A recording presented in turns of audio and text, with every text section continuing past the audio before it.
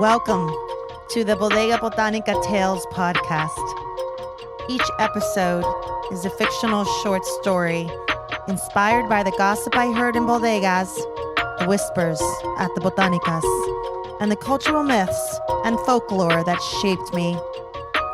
I'm your host, Maria Rodriguez Bros, and now the tale begins. La Llorona prays at the hospital. Written and read by Maria Rodriguez Bros. Raquel expected everyone to stop calling her La Llorona on the day her son collapsed at the bodega. She had earned that nickname due to her history of weeping episodes. You told her Fulana moved away. She cried without even knowing her. You told her parking was prohibited. She cried for others when she herself didn't even own a car. You told her about the novela episode she missed. She cried, even when the details were happy ones. God forbid you looked Raquel in the eye. She'd lose control and sob for most of the day. Her mother knew of this problem when she was a little girl and took her to the botanica. But all the santero did was place his hands on her head and hum. Nothing worked. Raquel grew up to be a crier, and people calling her La Llorona behind her back was based in truth. That was until the day she learned her 15-year-old son was in the hospital's intensive care unit instead of school. On that day, Raquel abandoned her cashier station and marched into her boss's office. She stared at him blankly and calmly said she was leaving work early due to a personal matter. Some noted that she didn't even bother to take off her smock. So when she arrived at the emergency room, the nurse, who had called the supermarket, quickly identified her as the mother. "Your son's been intubated. We need to wait 24 hours, the nurse said. Raquel didn't know what intubated meant, but when she saw that her son had a plastic tube inserted into his mouth that came out through his nose, she quickly understood that he was reliant on a ventilator. And the only question she had was, why are his eyes swollen and bruised? The nurse paused from adjusting his IV and raised her eyebrow to respond. No one told you he fell on his face after the asthma attack? Raquel shook her head no. The nurse offered her a chair next to her son's bed, to which Raquel refused. She could hear whistling sounds coming from his tube and then asked the nurse if she could give him some pain meds. But the nurse refused and explained that those meds could make her son sleepy. The doctor wants him to remain awake, she said. Upon hearing this, Raquel clenched her hands into fists. But as soon as the nurse left the room, Raquel relaxed a bit, sat down, and held her son's hand. And that's when she noticed remnants of dried tears along both of his cheeks, and she heard him wince. She didn't know what else to do. So she hummed a lullaby and gently placed her other hand on the side of her son's head. But as they both nearly shut their eyes, Raquel let go of his hand, and her son lost control of his limbs. His hands and arms began flinging wildly around him. Raquel inched closer to calm him down, and that's when he inadvertently poked her in the eye. Raquel stumbled backwards, and her son's IV machine started beeping. The nurse rushed back in and shouted, "His oxygen level is low." Another nurse stormed in behind her and then led Raquel outside of the room and pointed down the hallway. The best you can do is pray, the nurse said. Raquel's lips quivered at the nurse's departure. She leaned over, held her stomach, and that's when she saw drops of blood fall to the floor. She felt the pain and immediately covered her eye with her hand. She scurried towards the nurse's station for help and approached a woman wearing a white lab coat, pressing her forehead. But before she could say anything, someone brushed her away and said, "I'm sorry, doctor." Raquel was ignored, so she continued her walk in the crowded hallway, hoping to get help. But instead, she saw mothers crying, one cradling her child and another being questioned by police about the bruises on her child's neck. And in her distraction, a middle-aged man bumped right into Raquel without apology.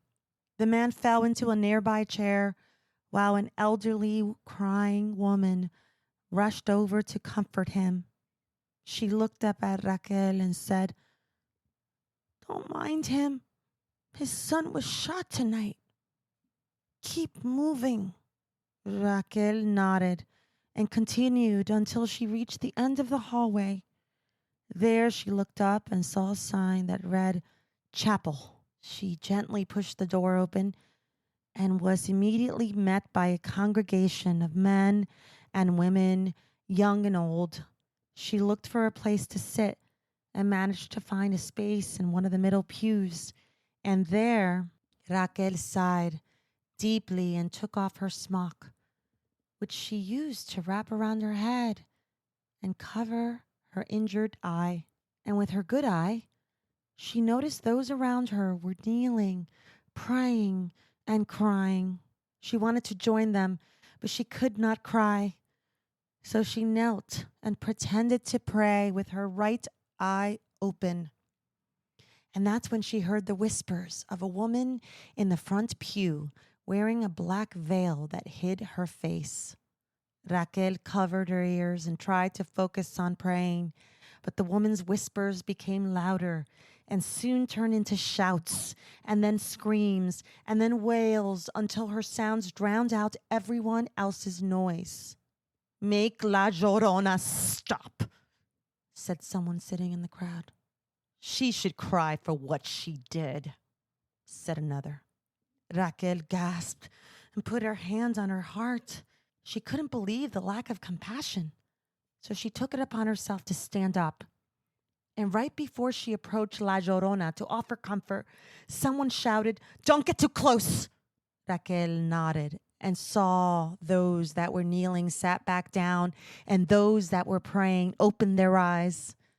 As Raquel inched closer, she saw that La Llorona's bare feet were chained to the kneeling bench, which forced her into a praying position. But Raquel still could not see her face, so she gently touched La Llorona on her shoulder, and that's when La Llorona grabbed Raquel by the wrist and forced her to kneel alongside her, chanting, "Help my child." And that's when Raquel remembered her own child. So she got up to leave, but soon realized she too was chained to the kneeling bench. Raquel closed her eyes and prayed for La Llorona to go away.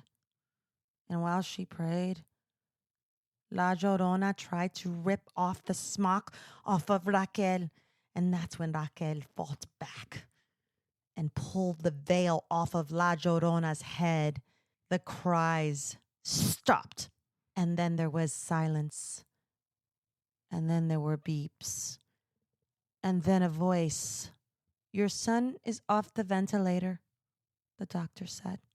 The nurse opened the shades to let the morning sun pour into the room, but the glare hurt Raquel's eyes, and so she crouched down and buried her head in her arms. "Don't cry, Mom. I'm okay," he said. A few weeks later, Raquel returned to work, and on her first day back, Raquel's phone rang while she was working the cash register. She missed the call, so she excused herself and ordered her boss to cover her while she stepped away. Raquel texted her son to call back right away before she stepped into the restroom. And while she waited, she took a peek in the mirror and saw her left eye was bruised and swollen. She gasped and let out a low scream. But despite that outburst, she could not cry. She paced back and forth to calm her heart rate, and then she said a little prayer. Help my child. And that's when her phone rang. I want to go to the bodega after school. Is that all right, Mom?